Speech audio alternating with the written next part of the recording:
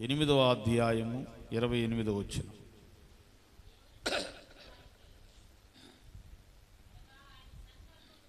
రోమీయులకు రాసిన పత్రిక 8వ అధ్యాయం 28 చదువు.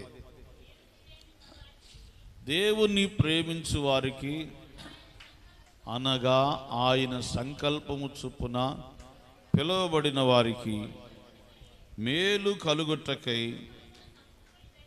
సమస్తమును సమకూడి జరుగుచున్నవని ఎరుగుదుము. మెల్లిగా చదవండి ఆ వాక్యాన్ని అందరూ. దేవుణ్ణి ప్రేమించు వారికి అనగా దేవుణ్ణి ప్రేమించే వారికి దేవుడు ఏం చేస్తానంటే ఆయన సంకల్పం చొప్పున పిలువబడిన వారికి మేలు కలగడానికి సమస్తమును సమకూడి జరుగుచున్నవని ఎరుగుదుము. దేవునికి స్తోత్రం. హల్లెలూయా. ఓ ప్రత్యేకమైన వర్తమానం ఇది, అయినా నేను టైంకి ముగిచ్చేస్తాను. చాలా జాగ్రత్తగా వినండి ప్రియులారా. దేవుణ్ణి ప్రేమించే వారికి దేవుడు ఏం చేస్తాడంటే కొన్నిటిని తన జీవితంలో సిద్ధపరుస్తాడు, మేలు సిద్ధపరుస్తాడు. ఆ మేలు పొందడానికి సమస్తమును సమకూరుస్తాడు. ఇవంతా జరిగిపోయిన తర్వాత అప్పుడు మేలు కలుగు చేస్తాడు. వెంటనే మేలు కలిగినట్టుగా ఉండదు, వెంటనే ఆశీర్వాదం కలిగినట్టుగా ఉండదు. దీనికోసం ఒక వ్యక్తిని నేను తీసుకొని మాట్లాడుతున్నాను ఈరోజు ప్రియులారా. ఆ వ్యక్తి యోసేపు. ఎవరంట? ఆది కాండంలో యాకోబు కుమారుడైనటువంటి యోసేపు. యోసేపుకి తల్లి రాహేలు. ఎవరు? రాహేలు. యోసేపు తమ్ముడు పేరు బెన్యామీన్. గుర్తుపెట్టుకోండి. యాకోబుకి 12 మంది సంతానం, 12 మంది పిల్లలు, కుమార్తె దీనా. ఈ 12 మంది సంతానం 12 గోత్రాలుగా పిలువబడ్డారు. యోసేపు జీవితాన్ని గురించి చెప్తా, కొన్ని విషయాలు చెప్పి నేను కొంచెం ముందుకు వెళ్తాను. యోసేపు చిన్న వయసులో 2 కలలు కన్నాడు. 2 కలలు వచ్చాయి అతనికి. ఒకటి, సూర్యుడు చంద్రుడు తనకు నమస్కారం చేయి. రెండవది, తన అన్నలందరూ నక్షత్రాలన్నీ వచ్చి ఆయన ఎదుట దేవునికి స్తోత్రం. ఈ విధంగా కొంత కలలు వచ్చాయి ఆయనకి. ఇది దేవుడిచ్చాడు ఆయనకి. ప్రియులారా, ఇది బాగా విశ్వసించాడు. ఈ కలలు ఖచ్చితంగా దేవుడిచ్చాడని నమ్మాడు.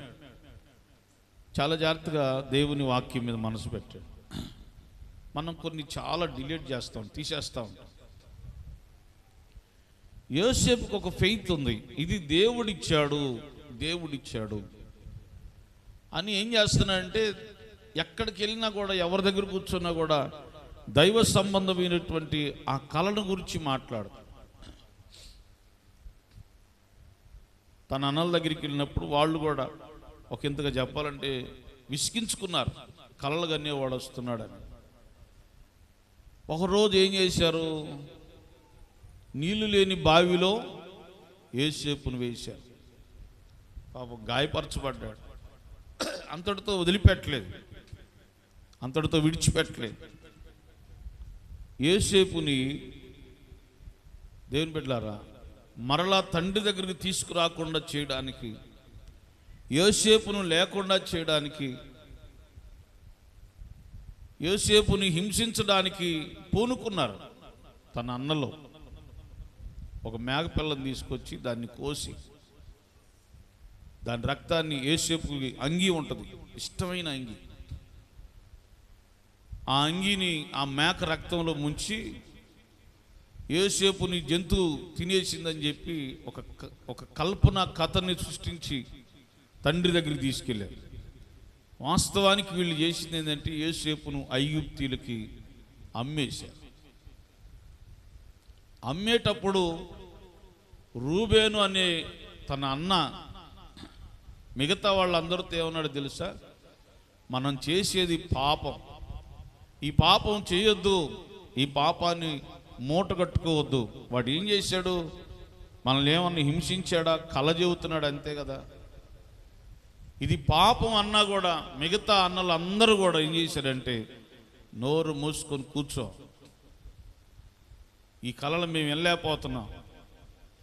ప్రతిసారి మనం ఇతని దగ్గరికి వెళ్ళి నమస్కారం చేసి సాగిల పడతామంట.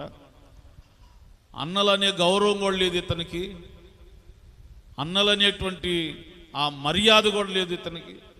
మనం వీడి దగ్గరికి ఇతని కాళ్ళ దగ్గరికి వెళ్ళి సాగిలపడి నమస్కారం చేస్తామని పదే పదే మాట్లాడుతున్నాడు. కాబట్టి నువ్వు మౌనంగా ఉండు రూబేను అన్నాడు. రూబేన్ అంటే పెద్దవాడు, పెద్ద అన్నయ్య ఏమన్నంటే తప్పురా, ఇది పాపం, చేయకూడదు అని అంటుంటే వీళ్ళందరూ రూబేను మాట లెక్క చేయలేదు. మొత్తం మీద పైసలకు అమ్మేశారు. ఇక అబద్ధం ఆడటం మొదలుపెట్టారు. ఆ అంగీ తీసుకెళ్ళి మేక రక్తాన్ని అంగీలో ముంచి అది తీసుకెళ్ళి తండ్రితో చెప్తే తండ్రి ఏడ్చాడు. యోసేపు అంటే తండ్రికి చాలా ప్రేమ. తండ్రి యాకోబు ఇశ్రాయేలు ఏడ్చాడు, బాధపడ్డాడు. యోసేపు నీళ్లు లేని బావిలో వేయబడ్డాడు, ఇప్పుడు అమ్మబడ్డాడు. చూడండి, ఫస్ట్ది శ్రమ, గాయపరచబడ్డాడు. రెండవది బానిసగా అమ్మబడ్డాడు. ఇక అతను ఎప్పుడు పని చేసుకుంటా ఉండడమే.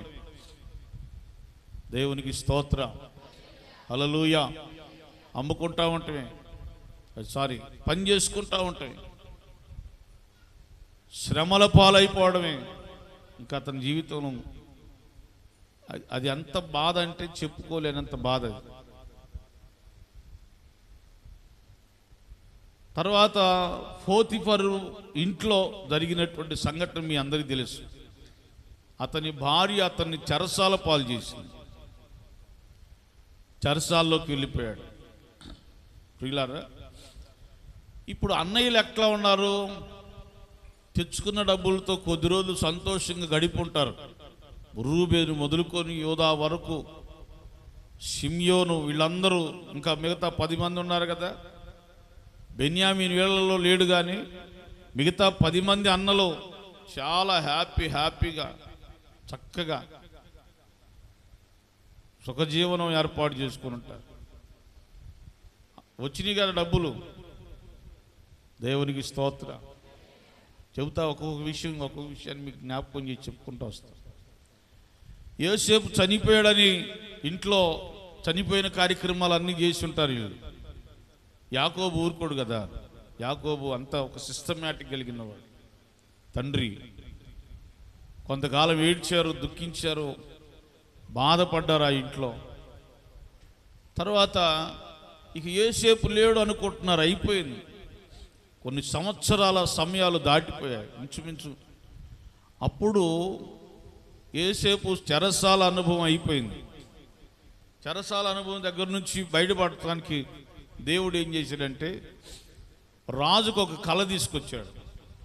ఈ కళ భావం ఎవరు చెబుతారంటే యోసేపే చెబుతారని దేవుడు అద్భుతమైన రీతిలో యోసేపును బయటకు తీసుకొచ్చాడు. దేవునికి స్తోత్రం. ఈ ఫరో ఏమన్నాడు తెలుసా? నువ్వు ఎంత జ్ఞానం కలిగిన వాడు, చాలా దేవుని ఆత్మ నీతో ఉంది అనుకొని యోసేపుని, దేవుని బిడ్డలారా, ఫరో తర్వాత ఫరోగా దేవుడు ఆశీర్వదించాడు. దేవునికి స్తోత్రం, హల్లెలూయా. ఇప్పుడు చెబుతున్నా చూడండి, ఎక్కడి నుంచి మొదలైంది ఇతని హిస్టరీ మీ అందరికి తెలుసు కాబట్టి షార్ట్లో వచ్చాను. ఫరో తర్వాత ఫరో ఏం చేశాడంటే ఉంగరం తీసి, నేనే రాజుని, కానీ నీ మాట సెలవు లేకుండా ఒకడు చెయ్యి ఎత్తకూడదు, చెయ్యి కాలు ముందుకేయకూడదు. ఇదిగో నువ్వే రాజు అన్నట్టుగా, నీవే ప్రధాని అన్నట్టుగా యోసేపుకి ఆ ఉంగరాన్ని ధరింపజేశాడు ఫరో రాజు. దేవునికి స్తోత్రం. దేశం మొత్తం ఐగుప్తు దేశంలో ఎవరు ఏది మాట్లాడాలన్నా నీ దగ్గరకు వచ్చి మాట్లాడాలి, నువ్వు చెప్పాలి. దేవుడు ఎంత ఘనత ఇచ్చాడు చూడండి. చెప్పరా? హల్లెలూయా, హల్లెలూయా. ఏదో ఇందాక ఒకళ్ళు ఇద్దరు ముగ్గురు నిద్రపోతున్నారు అనుకున్నాను నేను. మీరు కూడా చూస్తున్నట్టే ఉన్నారు, కానీ ధ్యాసలో ఉన్నట్టున్నారు అందరూ. హల్లెలూయా. ప్రియులారా, దేవుడు మొదట నీళ్లు లేని బావి శ్రమ నుంచి, మాటల శ్రమ నుంచి నీళ్లు లేని బావి దగ్గరికి తీసుకెళ్ళి అక్కడి నుంచి అమ్మివేయబడిన పొజిషన్, అక్కడి నుంచి చెరసాల ఫరో దగ్గరికి వచ్చేసరికి 30 సంవత్సరాల వయసు అయింది యోసేపు. ఎన్ని సంవత్సరాలు? ఫరో ఎదుట నిలబడే సమయానికి యోసేపుకి 30 సంవత్సరాలు. గట్టిగా స్తోత్రం చెప్పండి. హల్లెలూయా. ప్రియులారా, మంచి యవ్వన కాలపు వయసులో ఉన్నాడు. ఇప్పుడు ఐగుప్తు దేశంలో ఫరోయే ప్రధానిగా చాలా ప్రాముఖ్యమైన వ్యక్తిగా ఉన్నాడు. అంటే ఒక వ్యక్తిని దేవుడు అధికారిగా తీసుకొచ్చడానికి ఎన్ని సంవత్సరాలు పట్టింది? 30 సంవత్సరాలు. ఈ పీరియడ్ అంతా, అంటే ఈ కాలం అంతా ఎలా జరిగింది? అతనికి నీళ్లు లేని బావిలో పడేసినప్పుడు కల లేదు, ఇలా లేదు, అనుకోలేదు. అమ్మి వేసినప్పుడు రక్త సంబంధులై ఉండి కూడా అమ్మేశారే, ఇంతటి దుర్మార్గుల వీళ్ళు, ఏం కళ, నేను కన్న కళ అనుకొని విడిచిపెట్టాల్సిన పరిస్థితి. దేవుని బిడ్డలారా, చెరసాలలో వేశారు. ఇదేంటి, ఎక్కడ మేలు కలగట్లేదే, ఒక్క మేలు కూడా కలగట్లేదు కదా. యోసేపు జీవితంలో నిరాశ ఎదురవాల్సిన పరిస్థితులు బోలెడు ఉన్నాయి. ఈరోజు ఒక సబ్జెక్ట్ తీసుకున్నాం అనుకోండి, లేదా ఒక శోధన ఉందనుకోండి, ఆ శోధన నుంచి దేవుడు బయట అయిపోతే, ఏంటి దేవుడా ఇంకా మమ్మల్ని ఈ శోధన నుంచి బయటకు వేయట్లేదు, ఏంటి దేవుడా ఈ బాధ నుంచి మమ్మల్ని బయట వేయట్లేదు, అసలు నువ్వు అనేవాడు ఉంటే నాకెందుకు ఇలా జరిగింది అనుకొని ఇంకా బలహీనత లోపలికి వెళుతున్నారే కానీ ప్రజలు వాక్యాన్ని సరిగా అర్థం చేసుకొని దేవుని పిల్లలైపోతున్నారు. అంటే మనిషి యొక్క స్వభావం ఎలాంటిదంటే, మేలు వెంబడి మేలు కలగాలని, మనం అడగగానే దేవుడు అక్కర్తలు తీర్చాలని, మన లైఫ్ అంతా కూడా సాఫీగా, అంటే మనం అనుకున్నట్టుగా జరగాలనుకుంటున్నాం. మనం అనుకున్నట్టుగా యోబు జీవితంలో ఫైనల్ స్టేజ్లో దేవుడు సాతానికి అప్పచెప్పాడు, దేవుడే అప్పచెప్పాడు. యోసేపు లైఫ్ అది కాదు, యోసేపు జీవితం అది కాదు. అతను ప్రారంభం నుంచి అంత శ్రమల గుండా వస్తున్నాడు. అతను చేసింది ఏమీ లేదు. చాలా జాగ్రత్తగా వినండి. కళ చెప్పినందుకు, కళ మాట్లాడుతున్నందుకు, వివరిస్తున్నందుకు అన్నలు తీసుకెళ్ళి నీళ్ళేని బావిలో చంపడానికి ప్రయత్నం చేసి వాళ్ళకే అపకారం చేయలేదు. చాలా జాగ్రత్తగా చూడండి. అమ్మేశారు. అమ్మేసి అంత కీడు ఏమన్నా చేశాడా యోసేపు? ఏమండి? హల్లెలూయా చెప్పండి, హల్లెలూయా చెప్పండి, హల్లెలూయా, హల్లెలూయా. ప్రియులారా, వెనకట చదువులు బాగా చదువుకోవాలని ఏం చేసేవాళ్ళు అంటే, పిల్లలకు చదువుకోవడానికి అప్పుడు ఈ ఫ్యాన్లు కరెంట్లు ఇప్పుడైతే రాగానే ముందు టిక్ ఉంటుంది, స్విచ్ చేసుకుంటున్నాం. రాగానే లైట్లు ఫ్యాన్లు వేసుకొని దర్జాగా కూర్చోండి. అప్పుడులో నాకు తెలిసిన ఒక కథ గుర్తు వచ్చింది జరిగింది. పిల్లలకు జుట్టు పెంచేవాళ్ళు, కత్తిరేపించడానికి డబ్బులు అవుతాయి కదా, ఈ జుట్టుకి తాడు కట్టేవాళ్ళు. పైన బొంగులు ఉండేవి, దోలాలు ఉండేవి, ఆ దోలానికి తాడు కట్టేవాళ్ళు. ఇప్పుడు బాగా చదవాలండి, వీడు చదివి చదివి చదివి ఎట్టన్నాడు అనుకోండి, ఇదేం చేసిద్ది, లాగేది. అబ్బా అనుకునేవాడు, మళ్ళీ చదువుకుంది, మళ్ళీ కొంచెం చదివేవాడు, మళ్ళీ అట్ట. ఈడ కట్టడానికి ఏం లేదు కదా. ఏమండి, ఇప్పుడు దాకా మొత్తి మొత్తి మొత్తి దండం పెట్టి నిద్రబాబాకండయ్యా అమ్మలారా అంటే చల్లగా ఉంది ఏం చేస్తాం, పండుకోక అంటారా? అంటే చల్లదనం ఇచ్చినా నిద్రపోతారు, వెచ్చగా ఉంటే షూ షూ షూ షూ. ఏం చేయాలి దేవుడు? ఏమండి, శ్రమల గుండా యోసేపు ప్రతిదీ కూడా సరే. చెరసాల ఎందుకు వేయబడ్డాడు? చెరసాలలో తనేం తప్పు చేశాడా? నేరం చేశాడా? ఘోరం చేశాడా? చేయని తప్పుకి చెరసాల అనుభవిస్తూ ఉన్నాడు. అక్కడైనా న్యాయం ఎక్కడుంది? దేవుడు అనేవాడు ఉంటే నా వైపు చూసి నన్ను చెరసాల్లో పానీయకుండా కాపాడాలి కదా అనుకోలేదు. యోసేపుకు ఒక గురి ఉంది, దేవుడు ఉన్నాడు. హల్లెలూయా, హల్లెలూయా. బాల్య వయస్సు నుండి ఒక బలమైన విశ్వాసంతో నడుస్తున్నటువంటి వాడు యోసేపు.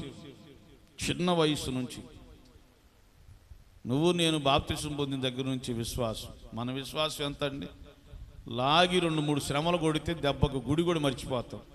ఇంకా తూని దగ్గర కూర్చొని ఓ ఈ ప్రార్థనల గురించి మాకు తెలుసులే పండ్రి అంటాం. మనం ఈ ప్రార్థనల గురించి మాకు తెలుసులే, ఈ ప్రార్థనల గురించి మాకు తెలుసులే. లాగి 2-3 శ్రమలు కొడితే యేసు ప్రభు వారు జీవితంలో ఎన్నడూ తిరుగులేని దెబ్బలు 2-3 కొడితే వంతెన మీద కూర్చొని పోయేవాడిని వచ్చేవాడిని ఎగతాళి చేసుకుంటూ కూర్చోము మనం. ఏమండి, బాల్యము నుండి దేవుని మీద విశ్వాసము కలిగిన వాడు, భయము కలిగిన వాడు.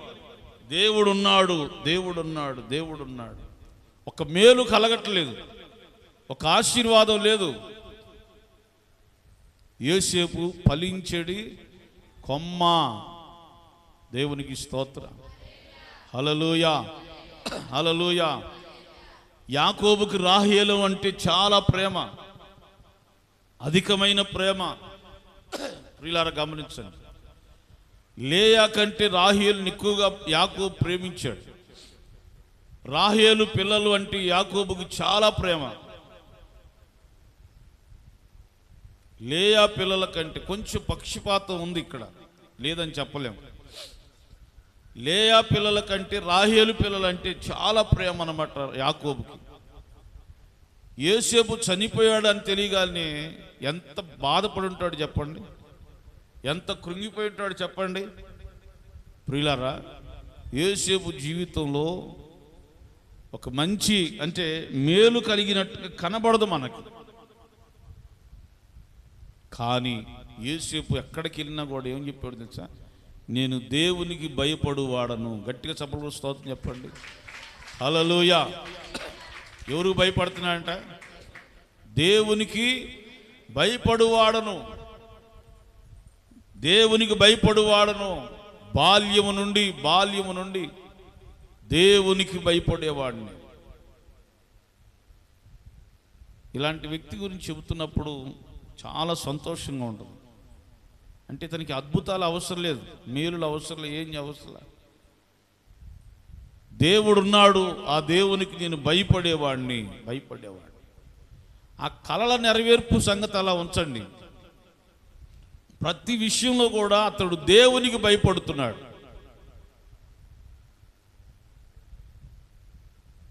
ఒక్కొక్క విషయం చెబుతాను. యోసేపుని చంపినట్టుగా అమ్మేశారు కదా, అప్పుడు అన్నల్ని ఏమైనా అన్నట్టుగా బైబిల్లో ఉందా చూశారు మీరు? అరే నన్ను చిన్నోడిని పట్టుకొని అమ్ముతున్నారు మీరు, ఎముకలన్నీ ఇరిగిపోతాయి అనుకొని నీళ్ళు లేని బావిలో ఎత్తేసారు నన్ను. మీకు ఇది మంచిదేనా? మీరు అసలు అన్నలేనా? ఏమండి, ఈరోజు ఎట్లా ఉంది తెలుసా క్రైస్తవ జీవితం? ఎవరైనా నీకు చిన్న శ్రమ కలిగిస్తే నొచ్చుకొని బాధపడిపోయి అనరాని మాటలు అంటాం మనం. ఒక చిన్న ఎగ్జాంపుల్ చెప్పమంటారా? పాస్టర్ కుమారికి ఆమెదొక ఇల్లు మాదొక ఇల్లు అనుకుందాం. ఆమె కోళ్ళు పెంచుకుంటుంది, ఆమె కోడి నా ఇంటి మీద పద్దాకా వస్తుంది. ఏమండి కదా, నా ఇంటి మీద పద్దాకా వస్తుంది. మనం ఏమనుకోవాలి ఇప్పుడు? చిన్న చిన్న విషయాలే కదా. సరే, ఇద్దరు అన్నదమ్ములు ఉన్నారు, వాళ్ళ మధ్య ఏదైనా చిన్న సమస్య వచ్చింది అనుకోండి, ఏమనుకుంటారు? ఎంత భయంకరంగా మాట్లాడుకుంటారు తెలుసా? యోసేపుని చంపడానికి ప్రయత్నం చేసినా కూడా బైబిల్ గ్రంథంలో యోసేపు అన్నలని దూషించినట్టుగా లేదు. ఎన్నడూ నాశనం అయిపోతారు, ఎన్నడూ మట్టి అయిపోతారు, ఎప్పుడు కాలిపోతారో, ఎప్పుడు బూడిదవుతారో, ఇవన్నీ కొత్త మాటలుగా ఉన్నాయి కదా. ఏమంటే తమిళనాడులో అనుకుంటారు, మన ఊర్లో అనుకోరు, మన రాష్ట్రంలో అనుకోరు ఈ మాటలు కదా. చిన్న చిన్న వాటికి యోసేపును కళ్ళెదుట అంటున్నా కూడా యోసేపు మాట్లాడట్లా. ఒకటి అంటే ఎందుకు ఈ విషయాన్ని మీకు జ్ఞాపకం చేస్తున్నానంటే, అతన్ని మరణానికి పంపించడానికి ప్రయత్నం చేసిన వారిని కూడా తిరిగి మాట్లాడకుండా దేవునికి భయపడుతున్నాడు. దేవునికి స్తోత్రం. హల్లెలూయా, గట్టిగా చెప్పండి హల్లెలూయా. రెండవది, పోతీఫర్ ఇంట్లో జరిగిన విషయం మీకు అందరికీ తెలిసింది, మరలా జ్ఞాపకం చేసి, అది శరీర సంబంధమైన పాపం. అది అక్కడ కూడా దేవుని సన్నిధిలో అక్కడ ఆ ఇంట్లో ఏమంటున్నాడంటే, నాకు నా యజమానుడు ఇంటి మీద అధికారం ఇచ్చాడు కానీ నీ మీద నాకు అధికారం, నేను దేవునికి భయపడువాడను. శరీర సంబంధమైన పాప విషయంలో కూడా దేవుని బిడ్డలారా, దేవునికి నేను భయపడువాడు.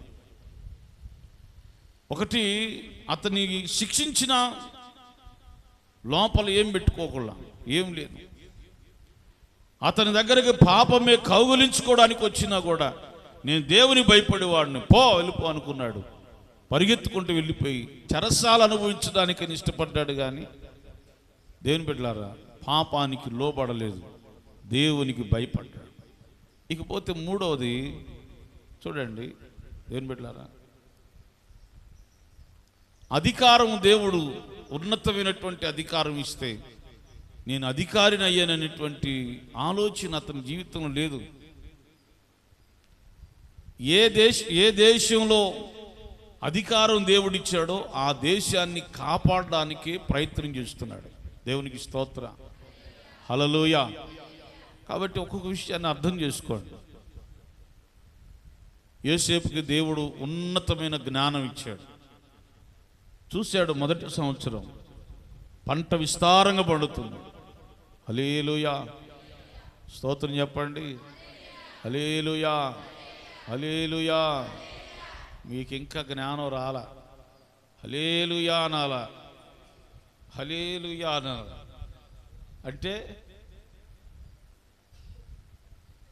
అంటే ఏమైంది, పక్కన కూడా ఒక దెబ్బకు తుల్లిపోయి, ఏమండి హల్లెలూయా రాలా. ఇంకా మీకు ఎప్పుడు నేర్చుకుంటారు. మొదటి సంవత్సరం పంట చూస్తే ధారాళంగా పండింది. జ్ఞానం కలిగిన వాడు కాబట్టి, దైవికమైన జ్ఞానం కలిగిన వాడు కాబట్టి చూస్తే 7 సంవత్సరాలు దేవుడు భూమిని సారవంతం చేసి విస్తారమైన పంట ఇస్తాడు. 7 సంవత్సరాల తర్వాత మరలా 7 సంవత్సరాలు కరువు అయిపోద్ది, భూమి సేద్యం ఉండదు, భయంకరమైన కరువు దేశం మీదకి వచ్చేస్తుందని యోసేపు ఎరిగిన వాడై, ప్రియులారా, విస్తారమైన పంట 7 సంవత్సరాల్లో ఒక్కొక్క సంవత్సరం ఎట్లా ఉందంటే విస్తారమైన పంట వస్తుంది. ఏ ఊర్లో పంట ఆ ఊర్లో గదులు కట్టి గదులు నిండా నింపి ఆహారాన్ని నిల్వ చేయించాడు యోసేపు. దేవునికి స్తోత్రం. అసలు యోసేపు చేసే పనులు చూస్తుంటే ఫరోకి ఆశ్చర్యం వేస్తుంది. ఏంటి యోసేపు అంటే, నిజమండి, 7 సంవత్సరాలు పంట విస్తారంగా ఉంటుంది, 7 సంవత్సరాలు కరువు రాబోతుంది. అవునా, నీ ఇష్టం యోసేపు అంటే. ఏ ఊర్లో పంట ఆ ఊర్లో నిల్వ చేయించారు, గదులు కట్టించి ఆహారాన్ని నిల్వ పెట్టించాడు యోసేపు. ఎంత జ్ఞానం, దేవునికి స్తోత్రం, హల్లెలూయా, హల్లెలూయా. దేవ సంస్తుతి చేయవే మనస, శ్రీమంతుడగు యెహోవా సంస్తుతి చేయవే మనస. దేవ సంస్తుతి జీవమాయ యెహోవా దేవుని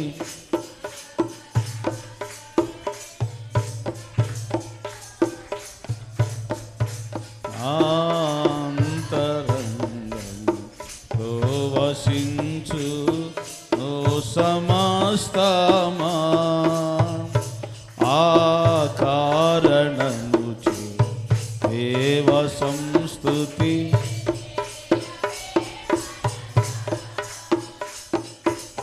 చావు గోతి నుండి నిన్ను లేవనెత్తి దయను కృపను జీవ కిరీటము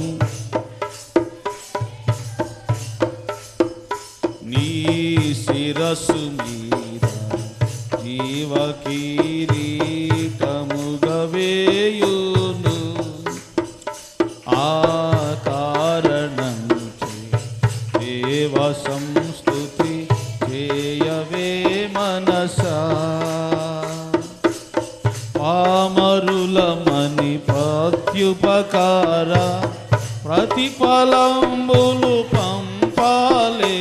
మరోసారి పామరులమని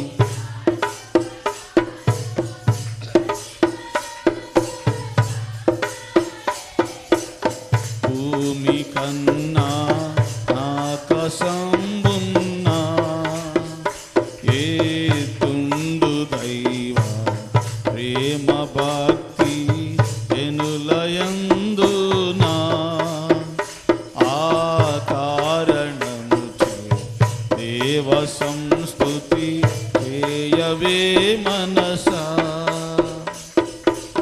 పడమటికి తూర్పెంతో ఎడము పాపములను మనకు నంత. మరోసారి పడమటికి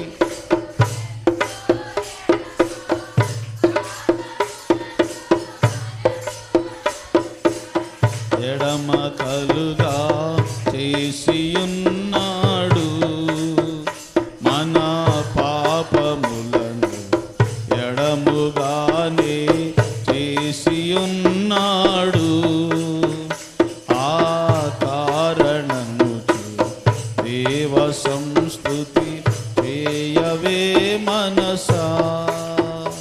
హల్లెలూయా హల్లెలూయా. ప్రియులారా, ఎంత జ్ఞానం!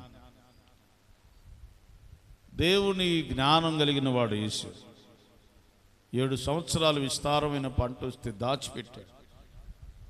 7 సంవత్సరాలు భయంకరమైన కరువు, తాండవించే కరువు రాబోతుందంటే అలాగే స్టోర్ చేశాడు యేసు. దేవునికి స్తోత్ర. హల్లెలూయా. గట్టిగా చెప్పండి హల్లెలూయా. ఇప్పుడు 30 సంవత్సరాల తర్వాత బ్లెస్సింగ్ స్టార్ట్ అవుతుంది. ఎవరికి? యోసేపు. ఆశీర్వాదం ప్రారంభం. ఇప్పుడు మీరు చెప్పండి, దేవుడు ఏం చేస్తాడు? ఆయనను ప్రేమించేవారు అంటే దేవునికి భయపడేవారు అని అర్థం. దేవునికి భయపడేవారికి దేవుడు ఏం చేస్తాడు? సమస్తమును సమకూర్చి మేలు కలుగుటకై సమకూడి. అంటే యోసేపును 30 సంవత్సరాల దాకా దేవుడు ఏం చేశాడంట? ఎక్కడ పెట్టాడు?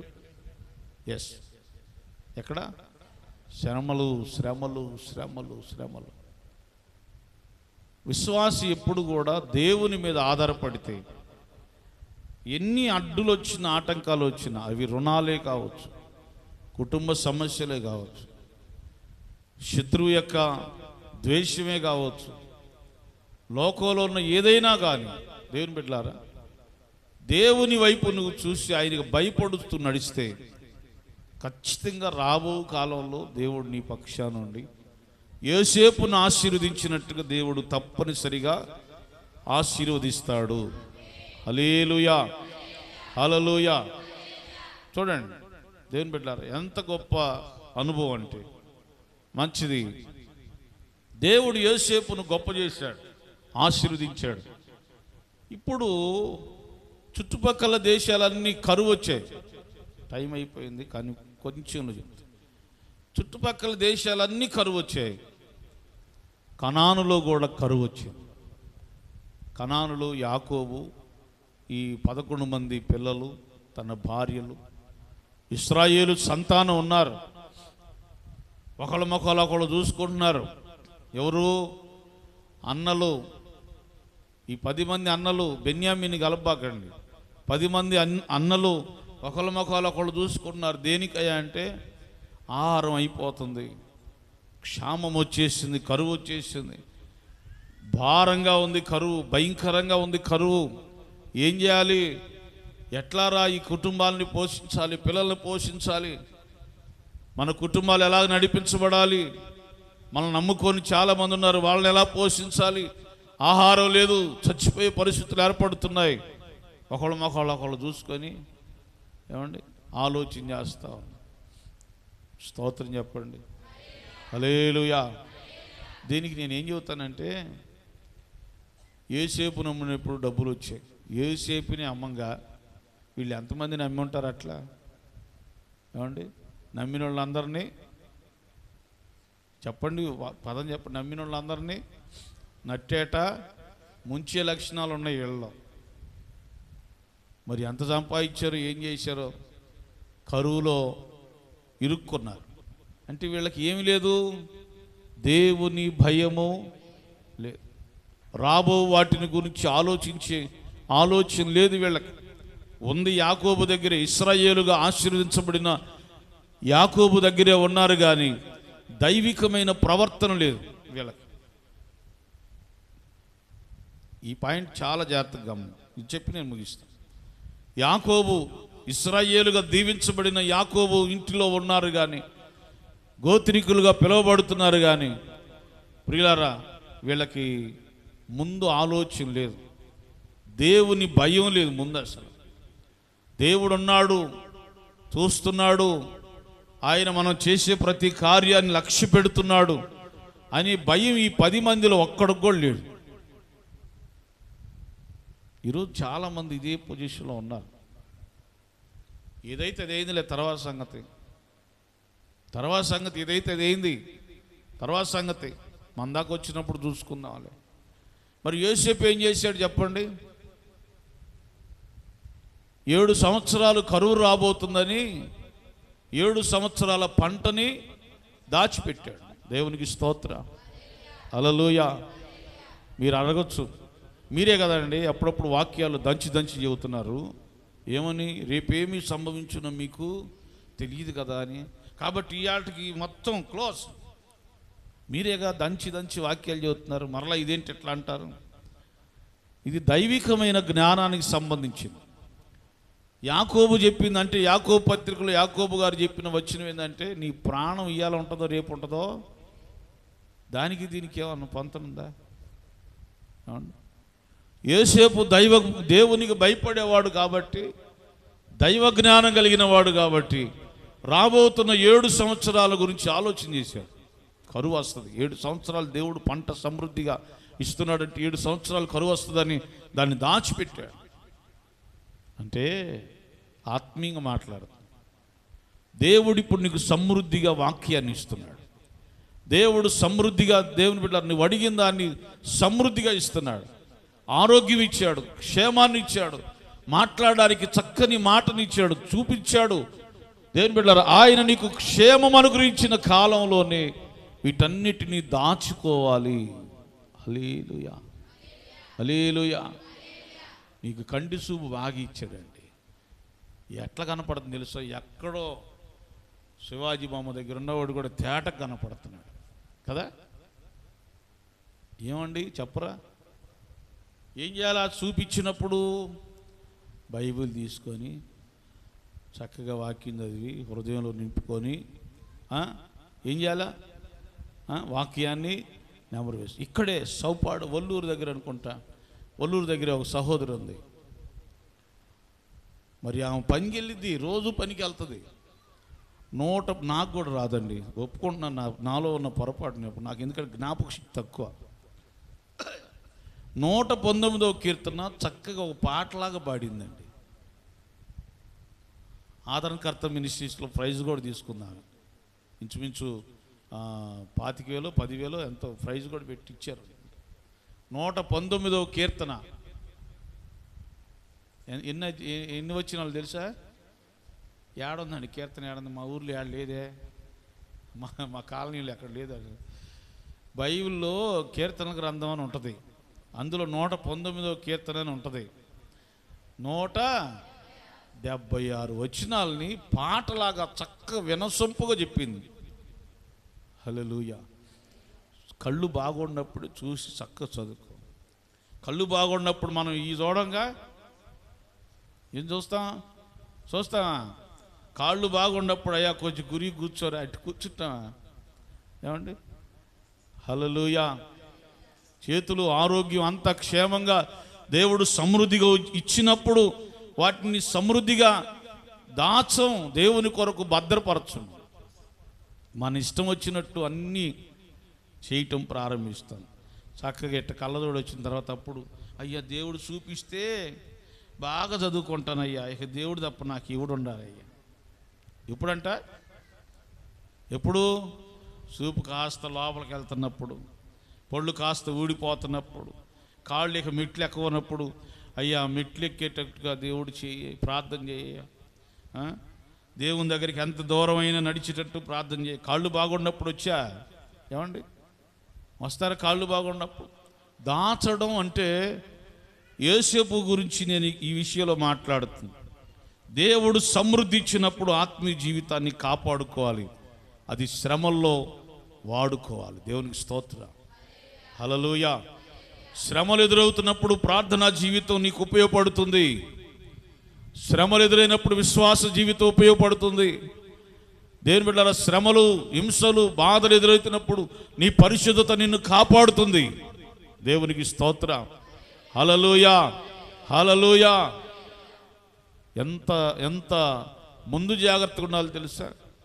ఇప్పుడు బైబిల్ కంప్లీట్ చేయండి, బాగా చదవండి, ఎక్కువ సమయం ప్రార్థన చేయండి. నువ్వు వృద్ధాప్యంలోకి వెళుతున్నప్పుడు అవి నీకు ప్రయోజనకరంగా ఉంటాయి. ఇప్పుడు ఏం ఉండదు. వృద్ధాప్యం అయిపోయిన తర్వాత ప్రార్థన చేయడానికి కూడా నీ నోరు రాదు నీకు. యోసేపు అంత జ్ఞానం కలిగినటువంటి వాడు. దేవునికి స్తోత్రం. హల్లెలూయా. ప్రియులారా, అయిపోయింది. 7 సంవత్సరాల కరువు ప్రారంభం అయిపోగానే ఈ 10 మంది అన్నలు ఒకరు ముఖాలు ఒకళ్ళు చూసుకుంటున్నారు. యాకోబు అన్నాడు పిలిచి, రే ఇట్రంట. ఎందుకు రా ఒకరి ముఖాలు ఒకళ్ళు చూసుకుంటారు? అట్లా బైబిల్లో రాయబడిన మాట నేను అంటున్నాను. ఎందుకు ఒకళ్ళ ముఖాలకు ఒకళ్ళు అలా చూసుకుంటారు? ఎందుకు? చేసిందంతా చేస్తారు, ఊరక కూర్చొని పని పాట లేకుండా సోది ముచ్చట్లు ఒకటి చెప్పుకుంటా, కుటుంబ భారాలు ఉండవు, ఏముండవు. సమృద్ధిగా ఇచ్చినప్పుడు చూడండి ఏమండి, 1,00,000 రూపాయలు లోన్ ఇస్తే 3 వారాలకు మొత్తం ఇంట్లో ఏముండవు. ఇక నీకు 1,00,000 కాదుగా, 1,00,00,000 రూపాయలు ఇచ్చినా సరే 3వ వారానికి ఏముండదు. అంటే ఏమి లేదు వీళ్ళకి. స్తోత్రం. హల్లెలూయా. ఎందుకురా ముఖాలు అటు చూసుకుంటారు? ఐగుప్తులో ఆహారం అమ్ముతున్నారంట, సరిపడినంత సమృద్ధి ఐగుప్తులో ఉందంట. పోయి అక్కడికి వెళ్ళి కొనుక్కురా పోండి అని తండ్రి యాకోబు తన కుమారుని పిలిచి అడిగి చెప్పాడు. దేవునికి స్తోత్రం. హల్లెలూయా. దేవుని బిడ్డలారా, టైం లేదు, వచ్చే వారంలో దాన్ని కంప్లీట్ చేస్తాం. యాకోబు దగ్గర నుంచి 10 మంది కుమారులు బయలుదేరి ఐగుప్తుకు వెళ్ళారు. ఐగుప్తులో అధికారికి ఎవరున్నారు? గట్టిగా చెప్పండి. హల్లెలూయా. అధికారి దగ్గరికి వెళ్ళి బోర్లపడి సాగిలపడి, అయ్యా నీవే మాకు దిక్కు అన్నారు. కళ నెరవేరిందా లేదా? గట్టిగా చప్పలు కొట్టండి. హల్లెలూయా. హల్లెలూయా. వచ్చే వారం కానీ, మంగళవారం కానీ, శుక్రవారం కానీ దాన్ని కంప్లీట్ చేస్తాను. దేవుని బిడ్డలారా, దేవునికి భయపడితే తగిన కాలంలో దేవుడు నీకు మేలు చేస్తాడు. నీ ఉద్దేశాన్ని దేవుడు నెరవేరుస్తాడు. యేసు నామములో అలా జరుగును గాక. ఆమేన్. తల్ల వంచండి, ప్రార్థన చేసుకుందాం. పరిశుద్ధుడైన తండ్రి, ప్రేమగల ప్రభువా, నిన్ను ప్రేమించే వారికి నీవు సమస్తమును మేలు కలుగుటకై సమకూడి జరిగించే దేవుడు. యోసేపు జీవితంలో అలాగ మేలు కలిగించి దర్శనాన్ని నెరవేర్చిన దేవుడు, ఉన్నతమైన ఆశీర్వాదంతో నింపిన దేవుడు.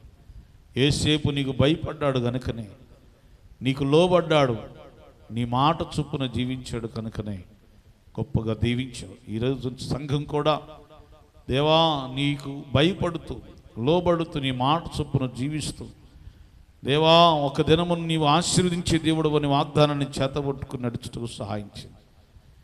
నీ యందు భయభక్తులు గల వారి ఎడల నీవు దాచి ఉంచిన మేలు ఎంతో గొప్పది. ఆ మేలు ప్రతి ఒక్కరూ పొందుకొని దీవించబట్టుకు సహాయం చేయమని యేసు నామమున ప్రార్థిస్తున్నాం పరమ తండ్రి. ఆమేన్.